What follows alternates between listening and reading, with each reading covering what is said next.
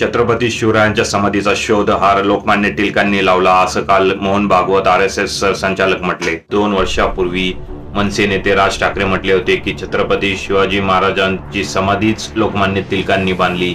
सन 1680 साली छत्रपती शिवाजी महाराजांचा मृत्यू झाला। त्यानंतर स्वराज्याची धुरा ही छत्रपती संभाजी महाराजांच्या हातात आली आणि त्यांनीच रायगडावर छत्रपती शिवाजी महाराजांची समाधी बांधली।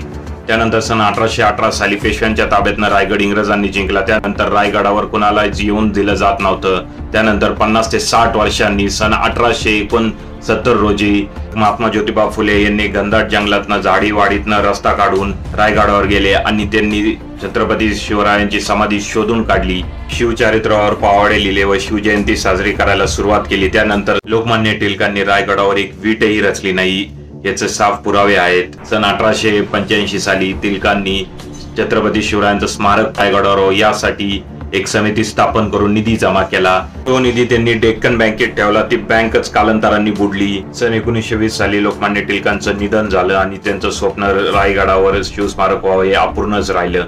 सन 1926 साली अखेरकार ब्रिटिश सरकारला पुढाकार घ्यायला लागला, कारण लोकांचा दबाव वाढत होता। त्यामुळे त्यांनी लोकवर्गणी गोळा करायला सुरुवात केली व त्यातनंच त्यांनी शिवस्मारक उभारण्यास सुरुवात केली। अखेरकार 3 एप्रिल 1926 रोजी शिवस्मारक समाधीचा लोकार्पण सोहळा पार पडला। त्यामुळे राज ठाकरे मोहन भागवत जे म्हणत आहे की लोकमान्य टिळकांनी समाधीचा शोध लावला व त्यांनी समाधी बांधली हे अत्यंत चुकीचं आहे। टिळकांनी समाधी स्थळी शिवस्मारक व्हावं यासाठी पुढाकार घेतला हेच सत्य आहे।